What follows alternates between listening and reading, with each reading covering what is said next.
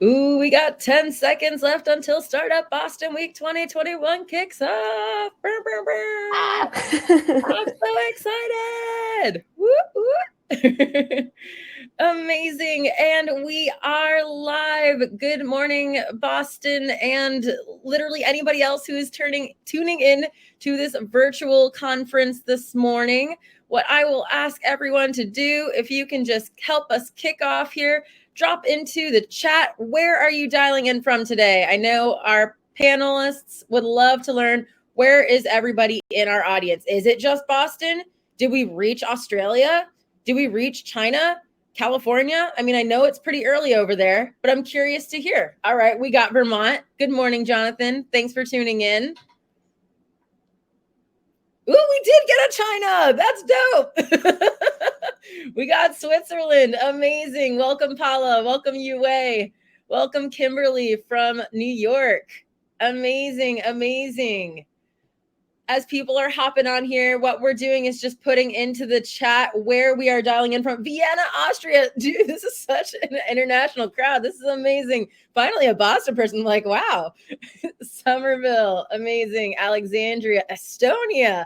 This is cool. And once you've dropped in where you're dialing in from, something else our panelists would also love to hear is, what is your role at a startup? Are you a student looking to determine if you want a career in customer support? Are you an established customer support professional looking to just support these amazing panelists? Shout out to my girl Lydia, who I work with. Okay, so we got some product people, we've got some marketing people. Amazing. Do we have any founders? Any VCs? I think I saw David Chang in here. Kind of a big deal, guys. Amazing, amazing. Well, as folks keep hopping in, to help our panelists know where folks are calling in from and what they do in the startup world, please just input where you're at today and then what your role is within a startup, or if you're a student, put that you're a student. But I will take it over to Lydia in just a second here. I have a few announcements. Thank you, everybody, for coming out to Startup Boston Week. My name is Allison, and I am one of the organizers for the event. On my screen, you will see in just a second here. Ooh, can I publish it? There we go. Now on my screen, you should see which sessions are live right now. And so ultimately, if you are logged into the wrong session, this is the one that is Peoplecraft, getting into and growing in customer support. This is ultimately the one that you are logged into right now. If you meant to go to Opposites of Impact, finding your co-founder match, that is in a different Goldcast session. So make sure you're in the right spot. You can always navigate to any other panel by clicking agenda at the top and then filtering to that day. And while we wait for people to navigate around, just as a reminder, we absolutely love questions. So please use that Q&A tab on the far right of your screen to submit any questions you have during the session. This is why we created the conference, to get your questions. And so thank you so much for everybody being here. This is a totally volunteer-driven event. And with that, I am actually going to toss it over to Lydia to kick us off for today's panel. Hi, good morning or good evening, wherever you are. My name is Lydia. I work for a healthcare tech startup with Allison, and I'll be the moderator for this panel. I'll let our speakers introduce themselves as well. Starting with Shonak or with Stacy. Yeah, I'll jump in. Morning, everybody. Good evening, everybody. My name's Shonak. Everyone calls me Nak. Y'all can too. I've been in software for over 12 years or so. Worked in ed tech and B2B SaaS leadership roles. So kind of spanning marketing, sales, success, and support. But I've always kind of put support really at the crux of all of those roles. Currently consulting with software businesses on their growth and retention strategies.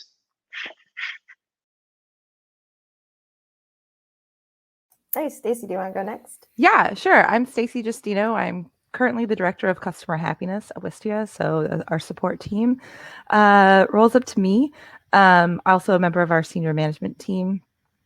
Before that, I was the head of support at Big Fish Games. So went from mobile gaming, and actually when I started as a customer support rep over 10 years ago, it was primarily a PC and Mac downloadable game company. So got to grow with a company through a very significant shift in both audience, market, and technology. And yeah, now I support a B2B marketing, video marketing platform. Amazing. Mel? All right. Hi, everybody. It's a real pleasure to get to talk all things support with you all and with such an audience from the US and beyond. I am based in Hudson, Massachusetts, which is a little bit outside of Boston, and I'm currently working as a customer experience manager at a software company called Whimsical. And Whimsical makes visual communication and docs software for teams that work in a distributed way. This is the fourth company that I've worked at. And in my career, I've actually worked in roles that are very strictly support, where I think it's very exciting and possible to build a career. And then I've also worked in departments that are a little broader. So I'm excited to talk about all things that support can sort of let you learn more about in a business. And I also actually started my career in nonprofits. So if there are other folks who are thinking about career switching, I'm always happy to talk about how those skills are transferable into tech and sort of how to position that. Awesome. We have amazing speakers, guys. Today, we'll be talking a lot more about the onboarding process for customer success, how to gauge if you're learning and growing in the company, and to how to set yourself up for success, pretty much. So I'm going to start off with the first questions, which are about interview and prep questions. How can a prospective customer success rep determine if there is horizontal or upward mobility at a company before joining? I can kick it off. So I think one thing you can do is you can have some questions that you want to make sure in the interview process get answered, right? Because you've probably heard this before, but the interview process is just as much about you getting to know whether the company is a good fit for you as that you are a good fit for the company. So when you're talking to, say, the manager, oftentimes you will be interviewing with a manager at some point. Asking them about, like, do you have a career, do you have any career, what are the career opportunities within the support team? Or if you want to frame it in a more neutral sort of way, be like, how is the support team structured? What are the different roles and responsibilities within the team? Because then you're framing it more as like wanting to learn more about what's how the team is structured, but it will actually tell you if there are growth opportunities, and also what are the teams that support interacts with the most. And that's another way you can sort of figure out what the interaction is and what maybe potential growth paths, because that's kind of how organically somebody will say, oh yeah, we work really closely with product, and one of our product marketing managers actually was in on our support team. And that can kind of give you some clues as to whether that mobility exists. Yeah, those are some great suggestions. Something that popped in my head there is like, that's kind of like if you're in the interview process or talking with a company, on the alternate is if you're just like looking and you're not in a process yet, something that I found helps, you can, there's a couple things. If you're looking to get into startups, I always say, like, follow the money. So you can look to see who's raised money before. Usually if they're later stage, like Series B or C, they tend to prioritize support success hires a little bit more. So you might see more opportunities there. And then you might also see something you can do is like see how people who are there, how they've progressed. So you can use LinkedIn, look at go to a company, go to the people page, look who's in support, see how those people have moved. And so that gives you kind of an outside signal as well. The last piece, which I think kind of knits both what Knack and Stacy shared together, is that when I'm thinking about a company and what their support might be like, based on the stage that they're at, I think there's like an evolution that often happens in customer experience team where at the earliest stages, everyone wears a hat where you're doing a lot of things. Your day might involve being in the queue, partnering with engineering closely to be a support engineer, and also dealing with a larger, higher value customer in a more customer success way. So maybe helping them through like a really big contract negotiation. And I think that the earlier you are, the more likely it is you can touch different areas of these.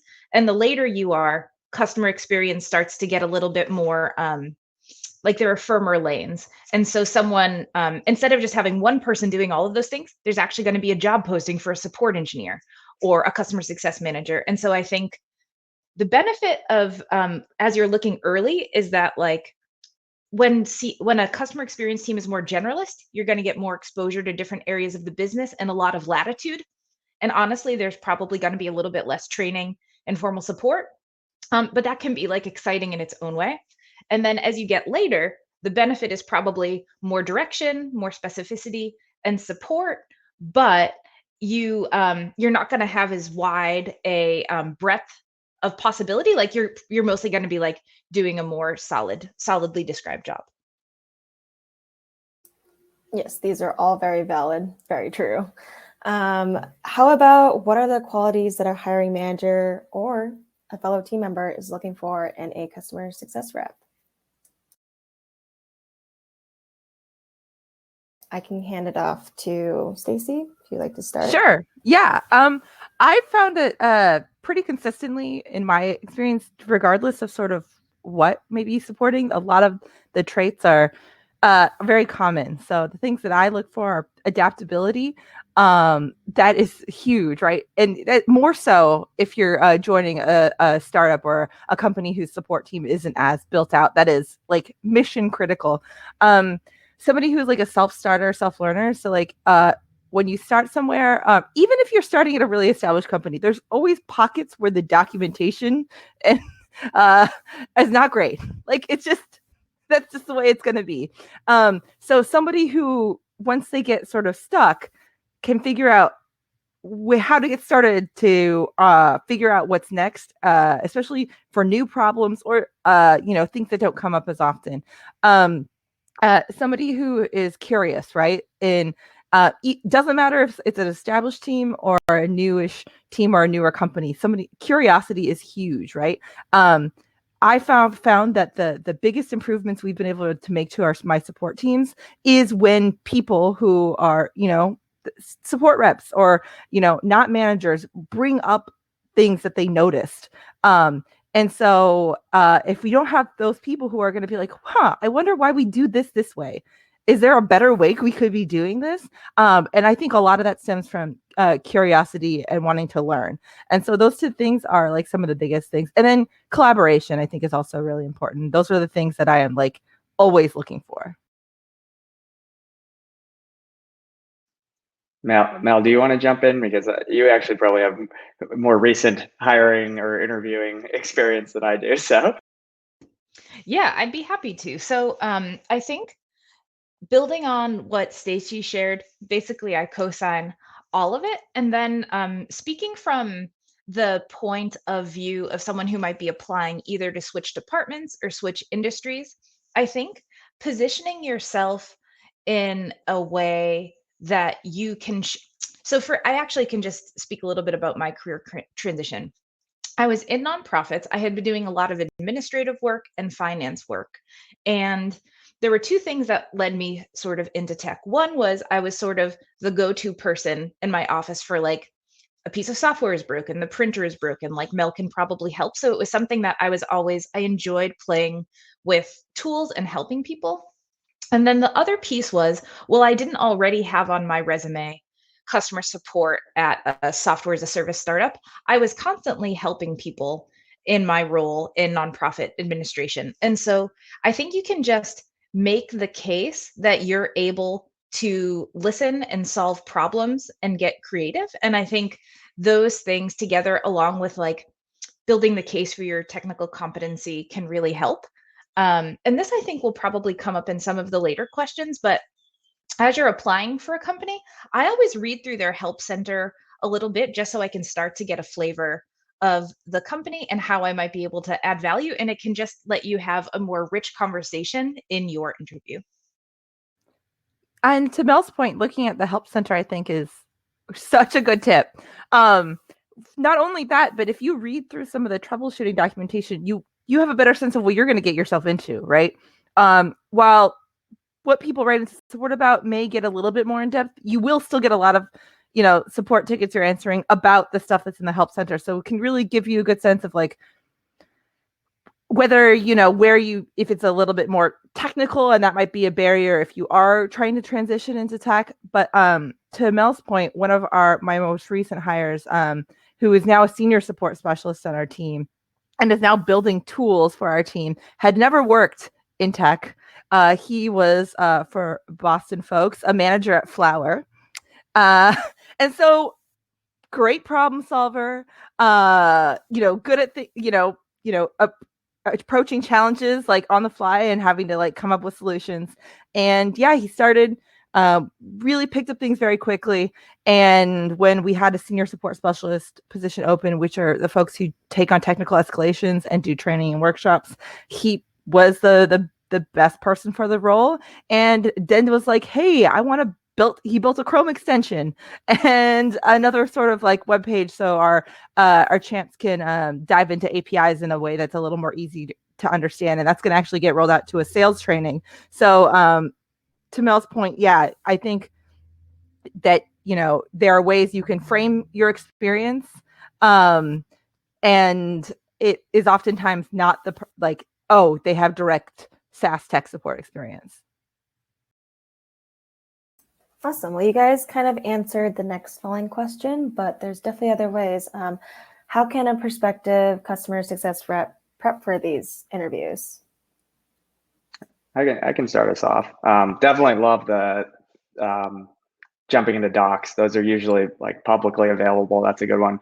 The thing I love in like most of the companies that I end up working with are folks who either are thinking of or have like a free trial or a free product. So a lot of software companies nowadays do have that. So if they have that and you're applying for them, you definitely want to sign up, go through the process yourself. And I think one of the points, like going back to the last question about qualities that I always look for is just like the ability to build empathy, and like using the software is one of the best ways to do that. And there's lots of other ways to build empathy if you haven't worked in software before, or demonstrate that. But being able to use the software, figure out what do you like, what was hard, kind of get into the user's head ahead of your interviews, and then supplement that with the docs. You'll kind of know your way around quite a bit of like what you might run into.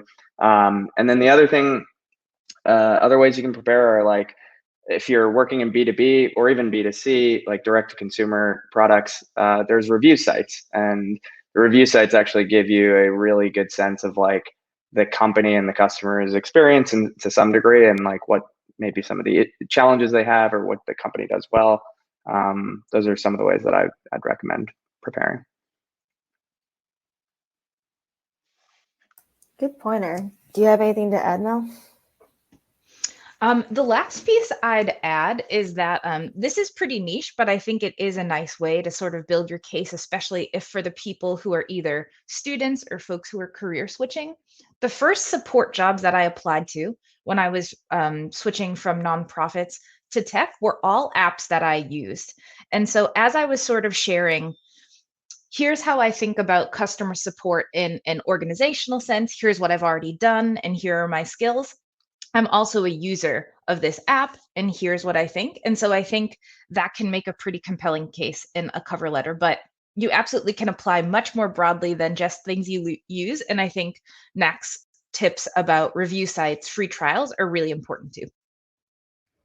Yeah, and I think the other thing too is thinking about your experiences you had and how they would translate, and being able to like clearly articulate that, right? Because you will get asked this, right? So there are some types of questions you can prepare for, and not the specific question I wouldn't be preparing for, but like your experience and being able to clearly articulate things that have you've been through in the past, particularly things like you learning a new skill or technology, right?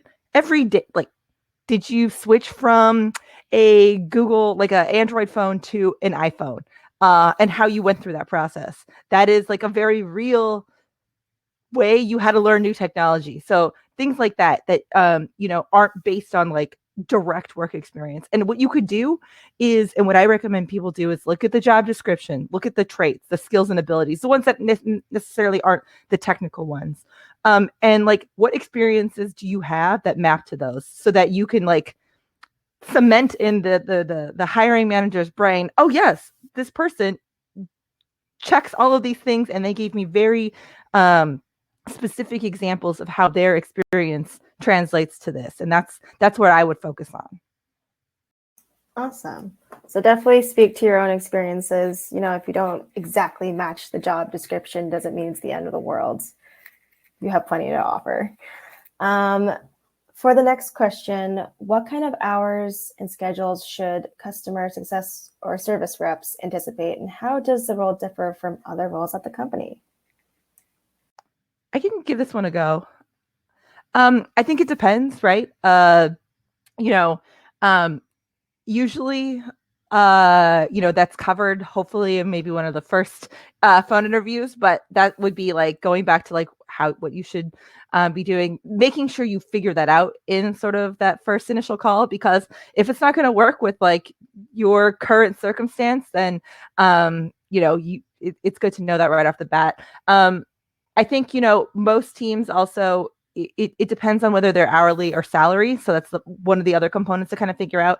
Because if you're an hourly employee, usually you're working 40 hours a week, but if there's like crunch time, that could flex significantly. It might still if you're salaried, but there's, that you have to think about the implications of that, right?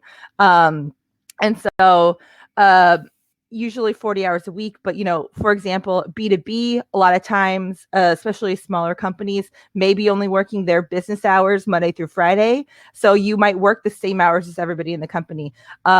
Maybe a company that has, because of their product, requires more of a 24-hour model, then maybe you have like offset shifts because they're not at the stage where they are hiring more globally. So I think it really depends on who the customers are that are being served, where they are, and the capacity of the company to do that. So that's the thing that kind of varies, but you should sort of try to flesh out at the beginning. The other thing too is vacation time, right? Even if the company takes 2 weeks off, for the most part, you don't like block people from sending support tickets. So even on like holidays, like at our team, we usually have like limited coverage, right? So on a holiday, like say Labor Day, we have 1 to 2 people who work on like emergency coverage. So they just are looking for like things that need to get answered today. Somebody's account was canceled and all their videos are like not showing up. So, let's reactivate them real quick while we figure out their billing issue. And then have 1 senior support person or manager who can handle be just sort of like there to on Slack, hey, I need some help really right now in this emergency. But you might have to flex your holidays. We do that on our team, is where, okay, you worked on Labor Day, so when you can pick any other day in the next 2 weeks to take off. So that's how it works a little different in my experience than like other teams that aren't tied to sort of this incoming work that does not stop. Yes, agreed. I work in healthcare, and that's 24/7. Just understand what industry you're getting yourself into. But does anyone else have anything to add? All right. Okay, so what advice would you have given yourself when you first started your career in customer support? If Shonak wants to start. Yeah, sure. Let's see. I think I would try. So I think I fell into support, or having support kind of as the heartbeat of like the work that I do, I'd say. And one piece of advice is I would try to develop some norms around how to prioritize support work as early as possible. I think that at startups, there's just always going to be this, if things are going well, there's going to be a constant stream coming at you. And you have to kind of resist the urge to get everything done all the time. like some things can wait, some things cannot.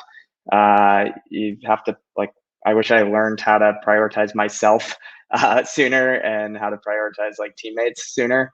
So I think the biggest thing for me, like, I wish I told myself was, as I start off, and then even as you start to build a team, just develop some norms so everyone's on the same page as to like how to get the work done and what work matters most, so that you're not kind of guessing or reacting all the time. It's definitely a very important skill, and something probably all of us had to learn the hard way. How about Mel? Yeah, I think that a really specific example of that is when you start working for folks who aren't yet in support, something people will always talk about is the queue. So that's where when you're receiving your help tickets in, there's going to be an inbox, usually a shared one. There's usually a piece of software involved there. And managing the queue in a customer support sense is one of the like main things that you're going to be doing. But there's the support manager at Full Story. His name is Ben. He calls time that he creates for his team underneath him extra curricular time. And what that means is there is a constant pull towards making sure that customers are taken care of in a timely and efficient way. But there's also parts of customer support that are not responsive to the queue. So whether it's personal learning and development, whether it's writing help docs and other things that are important but not urgent. So I think my suggestion to my younger support self is find ways to talk to your manager about how to prioritize that and what that looks like.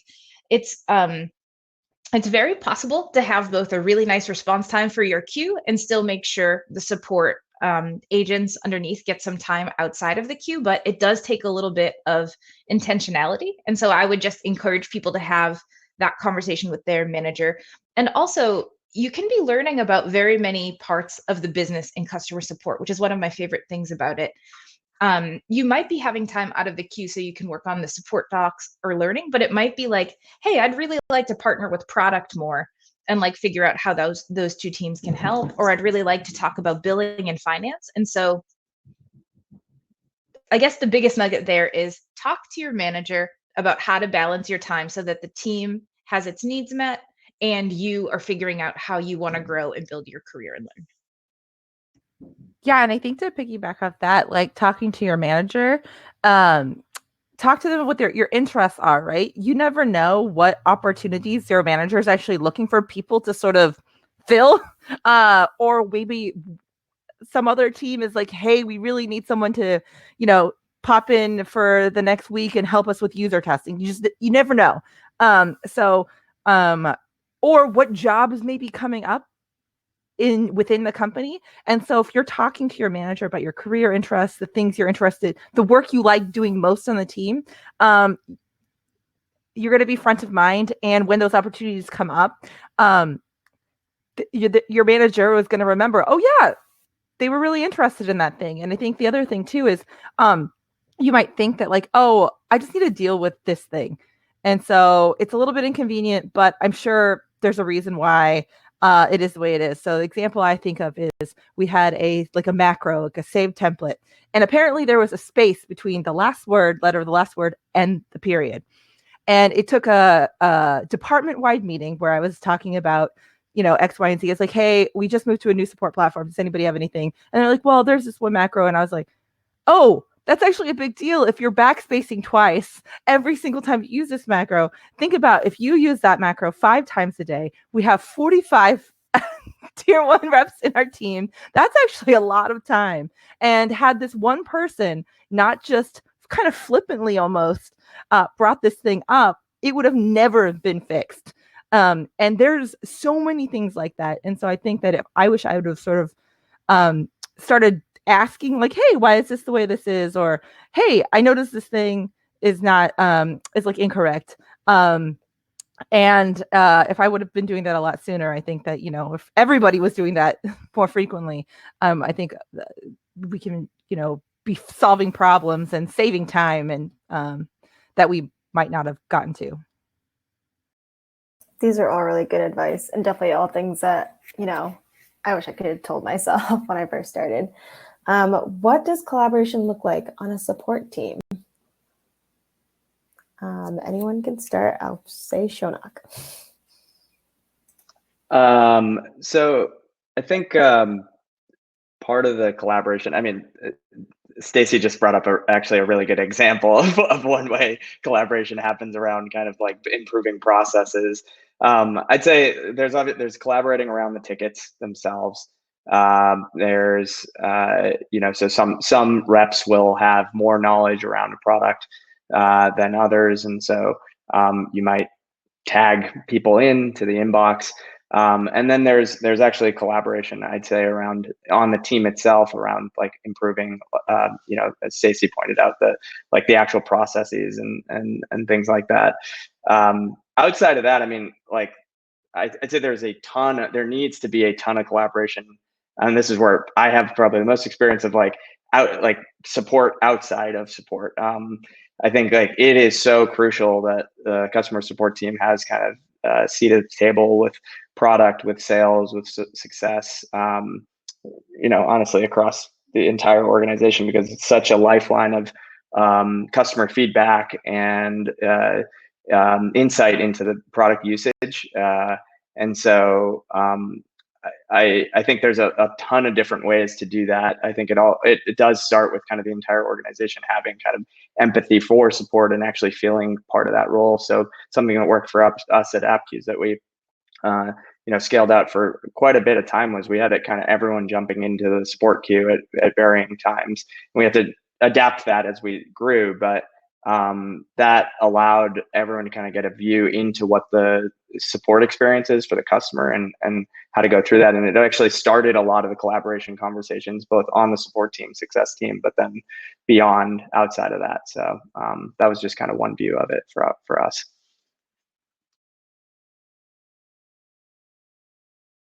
Awesome. Stacy, do you have anything to add there?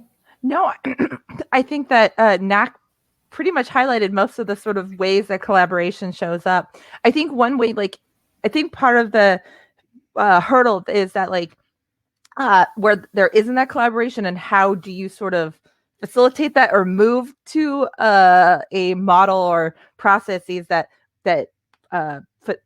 enable support to collaborate more across the organization.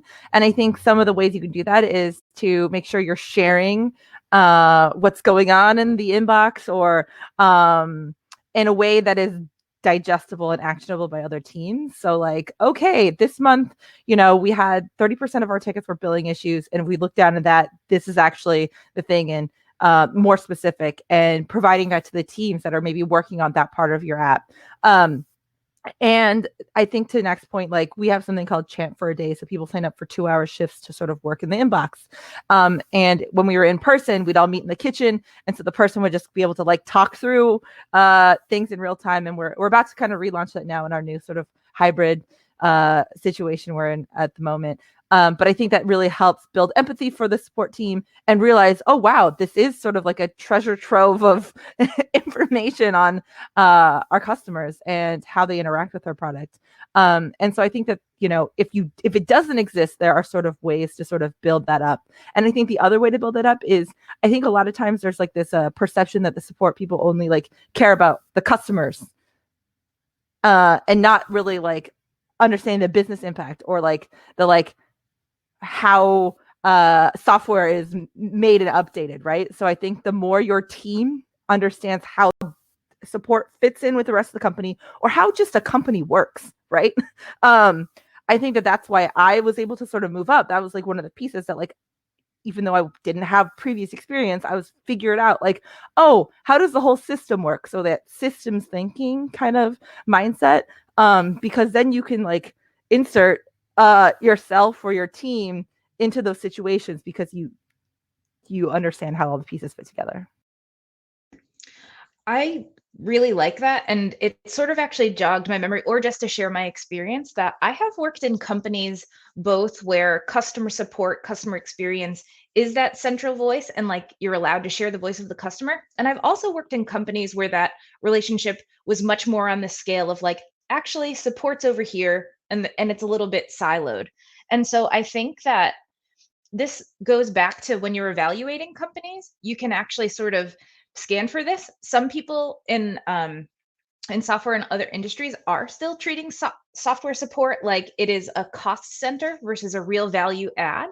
And it's actually okay to work there, right? Maybe you would get different chops and learn something. But I think if you're looking for a company where support is valued, you can start to scan for that during the interview process.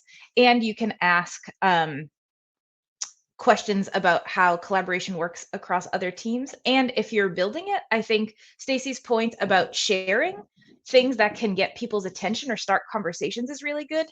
At one of the jobs where I was not actually in a support organization that was already really embedded in other teams, what we started doing was sharing a list of the prioritized 10 bugs that we thought were most important, that had the biggest business value or revenue impact. And so you can just start to share those things, and maybe there'll be like an unexpected ally on the product team, a product manager who's like, whoa, that's a lot of money for a really simple thing. So if you're interviewing, try to scan for it. If you're already at the role and you're realizing that it's not really happening, try to just elevate bits of information that people can start to talk about. Yes, all the above. CS is the eyes and ears of the company. What you have to say is very important because you basically are the voice of the customers, and you basically understand the problems. So these are all amazing answers. In the prior questions, you guys had mentioned about going to managers and talking about your goals, but how do you, like CS reps, find mentorship opportunities that will enable them to grow and thrive?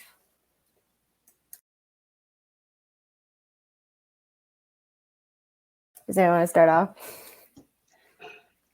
I can start. Awesome. So I think that we're actually in a really good time for this industry. I think customer experience, customer support, customer success has more press, blog posts, communities than it has before. And my invitation to anyone curious is to start to join those. My favorite is a community called Support Driven, which has been around since maybe 2014. And so there's really just an incredible community of people who want to help. The other thing, I think CX folks are really just some of the friendliest and most helpful. It's what we're doing every day. And I really think that translates into how people want to help people either get into the field or grow their skills.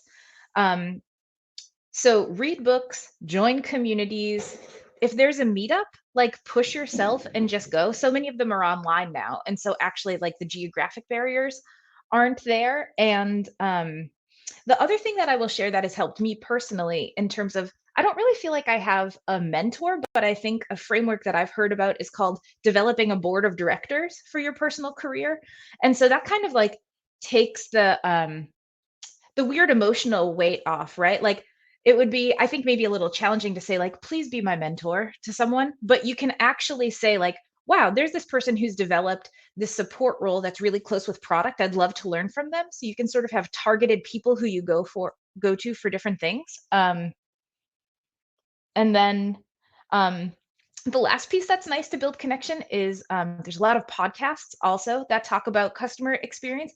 And if someone had an awesome podcast episode that you learned a lot from, you could probably find them on Twitter or find their company email and shoot them a note and say like, thanks, I really enjoyed your podcast episode, because it starts to build the relationship. You learn from them. And it's always nice to hear like when the stuff that people have put out into the ether actually like is having an impact on someone's career.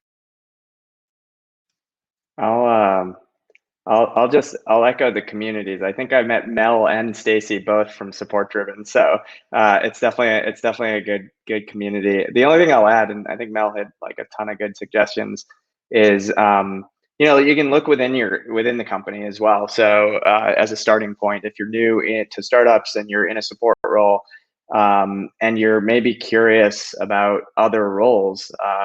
I think your teammates are oftentimes some of your best sources for mentorship if you're looking to maybe make a move to success or product or anything else really. You can start there and then make other asks of other introductions and stuff like that. I think most people are willing to help. Part of it is just finding the right ask. So. Yeah, 100%. Echoing that most people are supportive and will be happy to connect with you, right?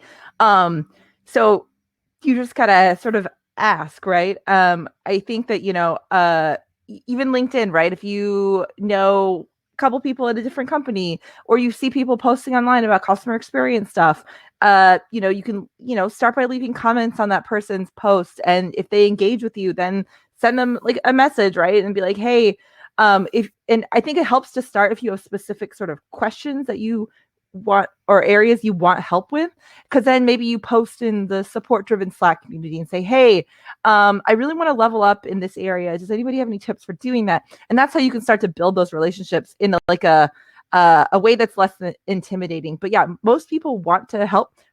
People love to talk about themselves and their experience. They really do.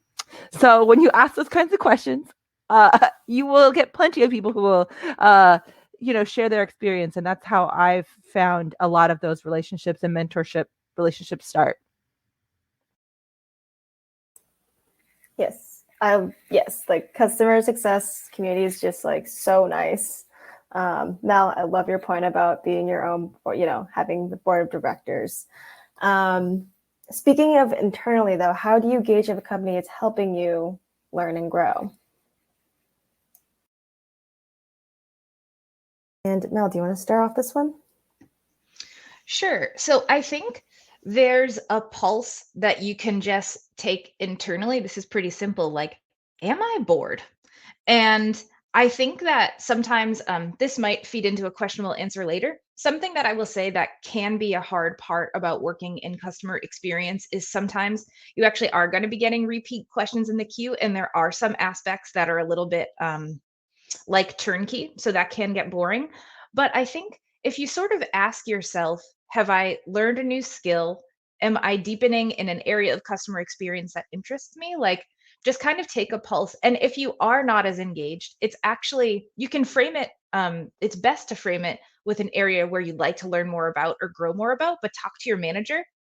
Honestly, if other things are going well in the company, the manager is going to want to help keep you engaged because it's, for better and worse, that's a really good market right now. There are a lot of job openings, and so it will be really hard to hire to replace you. This is also a little bit of a shout out to folks looking right now, like, keep at it. There's a lot of job openings. Like, this is a great time. But I think that talk to your manager, try to come with ideas about what's interesting in a new area of the business. And the last thing is, this is something you can scan for as you're looking at job posts. Sometimes people actually have like a learning or development stipend. And so you can be asking about that in an interview process if you're curious. And if you're there, like, use your learning stipend, get a book, take an online class. It can be something adjacent to customer support, but if you're bored, come with ideas to your manager, I think is my best suggestion.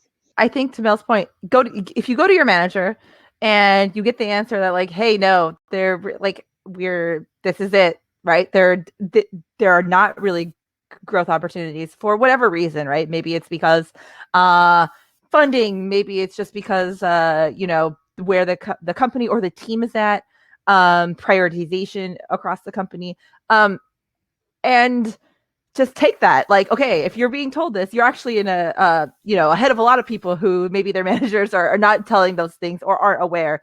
Because then you know that like, hey, okay, there isn't necessarily growth for me here today, and then you can start looking for your next opportunity. Awesome.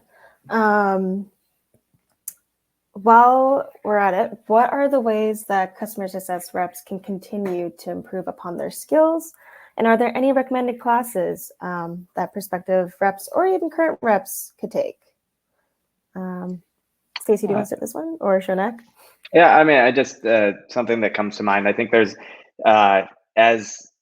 there's more and more software companies, right? And so there's just general hard skills, and there's like a wealth of now courses and different classes and stuff where I think like foundational HTML, CSS some JavaScript is probably overkill for a lot of people, but like just like trying some of that stuff. You don't have to be an expert at all. Just familiarizing yourself with it is like, that's more kind of on the hard skill side. I did like a little boot camp on Thinkful, which was, I did that like 6 years ago, and the goal for me was never to actually learn how to be a coder. It was to actually be able to solve problems better, and then also build empathy towards development teams, actually. So like when I ask for a text change on something, I actually know what the scope of a text change is. So things like that. And then we've already talked about a few different ways. Like communities are a great way to actually like learn what skills you might, or where to actually put effort. Newsletters, podcasts, things like that. But yeah, I'm not sure if actually, Stacy and Mel, I'm curious whether you know of like support specific courses and stuff like that. I haven't seen many. Yeah, actually, Jenny Dempsey, who is also in support driven, a lot of other support communities, she just actually came out with I'm not sure which platform it is now. I'll have to look it up. Like a intro courses for people wanting to get into support or level up in support. So there is literally a class for that. But kind of to next sort of perspective. So like, as you start to sort of figure out what you're interested in, you can try to figure out what job you kind of want to like get into, right? And whether that's within support. So one example is training and onboarding in a support team, right? Super critical. And teams, when they get to a certain size, that is like a literal full-time job for someone, or a big part of someone's job. So oftentimes what I suggest people to do is like, okay, you're doing this work, like a slice of your role. And let's look at a job description of like what somebody doing this full time does, and let's see where you don't have a missing skill set, and then you could use that to figure out the thing that you want to take a class on. That is one cute cat, Mel. Yeah, so this is Bebo, and she wants to pass on her favorite customer support book, which is called Chief Customer Officer 2.0. That's actually real, even though like the cat really doesn't care about that. But I think that as you're learning, I actually have never taken a formal class, but I have read a lot. And I think that's something that can be cool. Is Chief Customer Officer has some exercises in it in each chapter. And a personal thing that I have not always been good at in my career is that Jean Bliss is the author, and something she says is, as you're starting to learn or develop things, don't try and boil the ocean.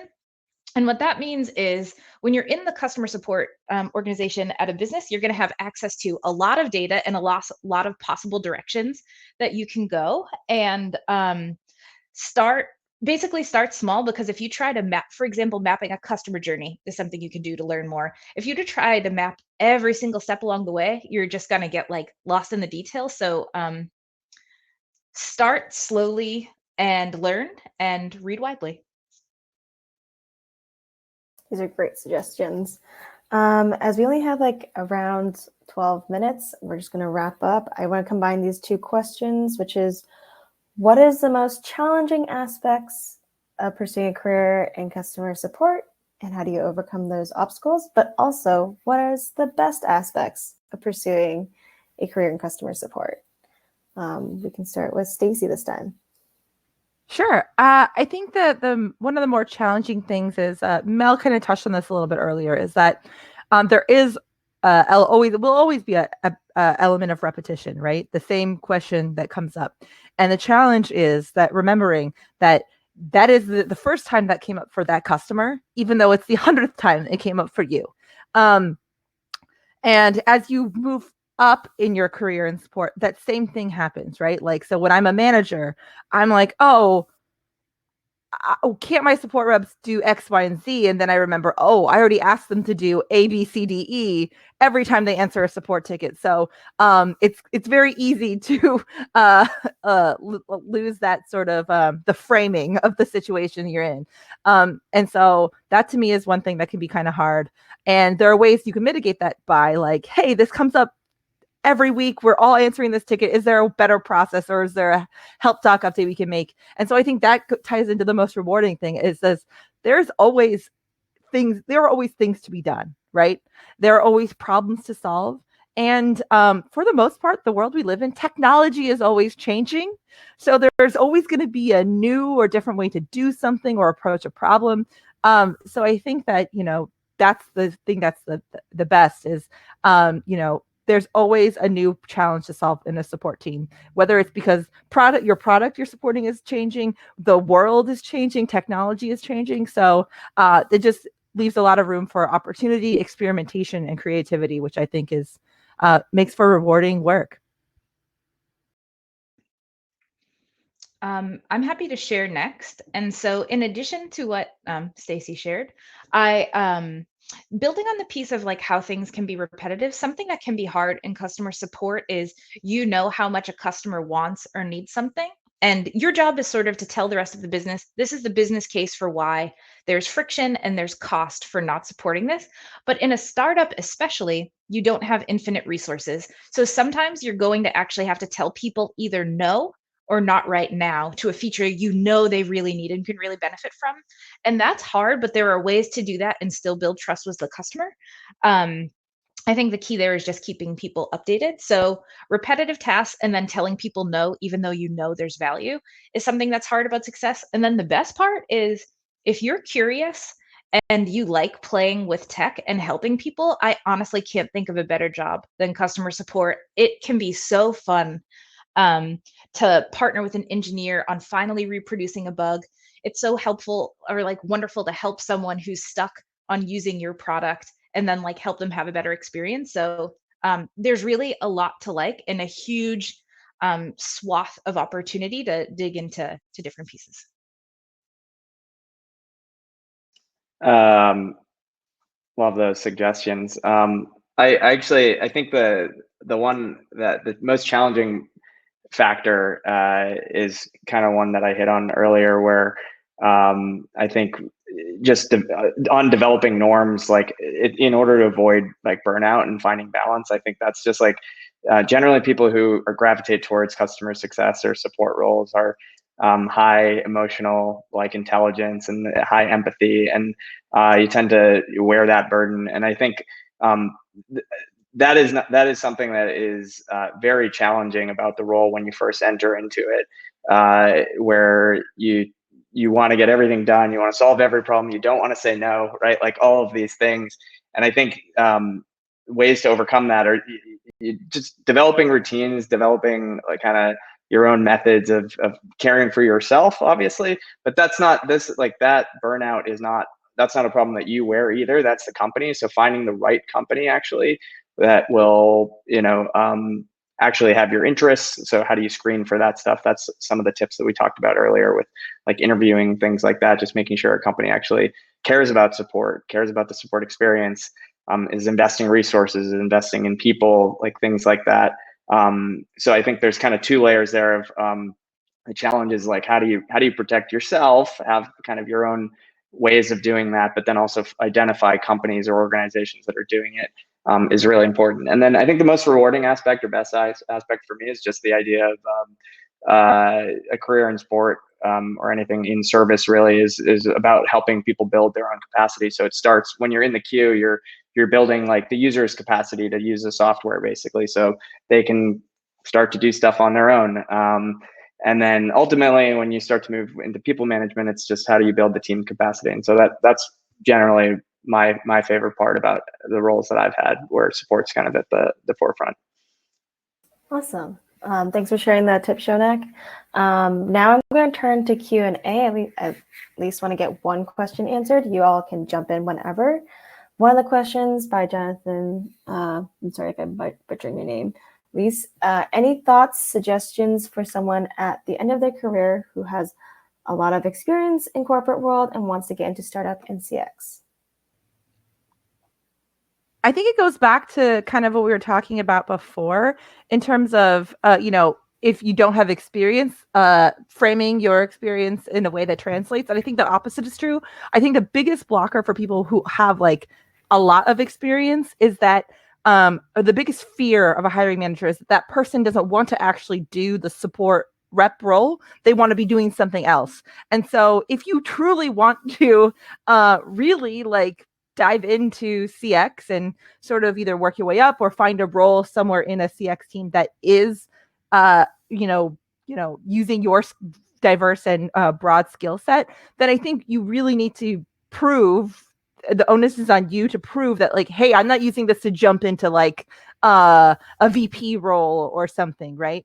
And I think that that's like the barrier there, and just really like dialing in on the sincerity of why you want to do this particular role in CX and why you're moving from that to this. And if you can answer that in a way that like is sincere and really comes through, then I think that that is the biggest blocker and the way to get through it.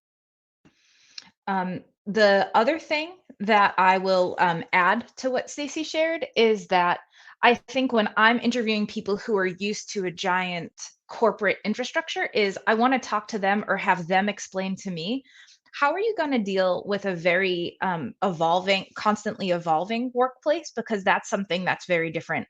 And so talking about like your comfort and excitement about working in a place that's changing a lot is something that would give me comfort in being like, okay, this person understands what they're getting into, because a startup is going to be a lot more squishy in probably many things, responsibilities, goals, than their corporate structure of like quarter-based OKRs are.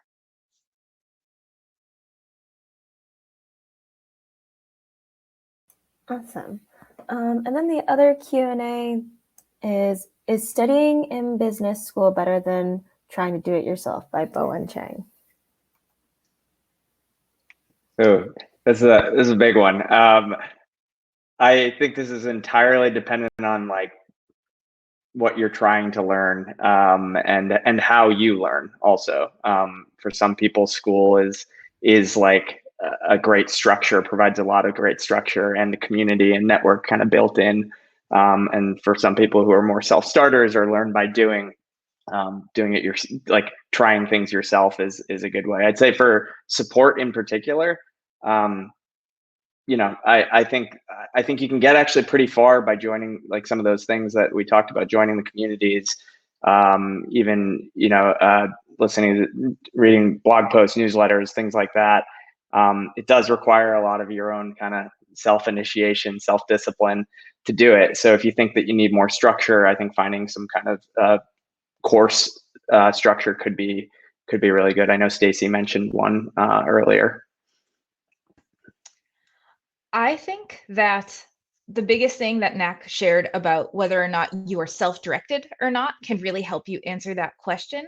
And then I think the other thing to remember, it doesn't have to be everything or nothing. Like you don't necessarily need an MBA, but something that's exciting is you could actually take a one-off course here or there, and it's much cheaper to do that. I guess my biggest thing is careful about going into debt with graduate school. You might be able to get similar experiences in a much narrower way, working on the job while taking a single class, and you're actually getting paid to learn that way, which if you're self-directed enough can be awesome.